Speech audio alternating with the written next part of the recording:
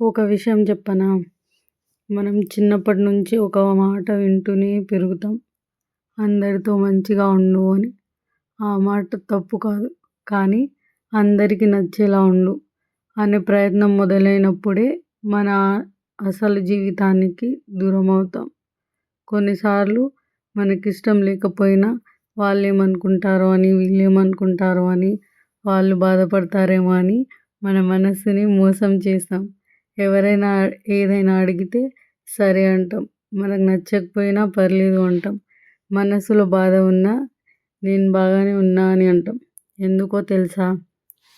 అందరికీ మంచి వాళ్ళలా కనిపించాలని. కానీ ఒక నిజం తెలుసా? ఈ ప్రపంచంలో అందరికీ నచ్చిన మనిషి ఇప్పటి వరకు లేడు.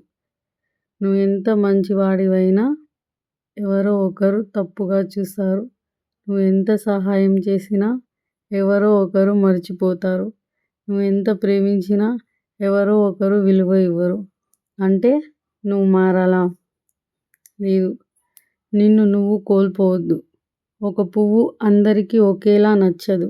కానీ దాని అందం మాత్రం తగ్గదు. అలాగే నీ విలువ కూడా.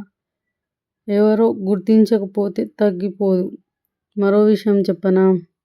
జీవితంలో లేదు అని చెప్పడం కూడా సమయం విలువైనది. ప్రతి ఒక్కరి ప్రశాంతత విలువైనది. నీ కలలు కూడా విలువైనవి. చివరికి నీ వాటిని లేదు అందరినీ సంతోషపెట్టడానికి వదులుకోవద్దు. కొన్నిసార్లు మనం ఒకరిని కోల్పోతామేమో అని భయపడతాం. కానీ ఆ భయంలో మనల్ని మనమే కోల్పోతాం. అదే అసలు నష్టం. జీవితంలో నిన్ను అర్థం చేసుకునే వాళ్ళు నువ్వు నటించాల్సిన అవసరం లేకుండా ఇష్టపడతారు.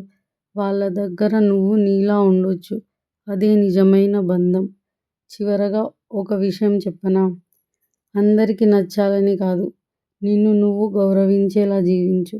ఎందుకంటే ఈ ప్రపంచంలో నీ గురించి ఏమనుకుంటుందో అది మారుతూ ఉంటుంది. కానీ నువ్వు నీ గురించి ఏమనుకుంటున్నావో అదే నీ జీవితాన్ని నిర్ణయిస్తుంది. ఈరోజు నుంచి అందరినీ సంతోషపెట్టడం కోసం కాదు, నీ మనసు ప్రశాంతంగా ఉండడం కోసం జీవించు. ఈ వీడియో నచ్చిందని అనుకుంటున్నాను.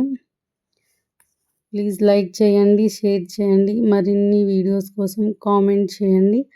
మళ్ళీ ఇంకో మంచి విషయంతో పాటు ఇంకా బ్యూటిఫుల్ మెహందీ డిజైన్తో కలుద్దాం. అంతవరకు సువర్ణ క్రియేషన్స్ని సబ్స్క్రైబ్ చేసుకోవడం మర్చిపోవద్దు.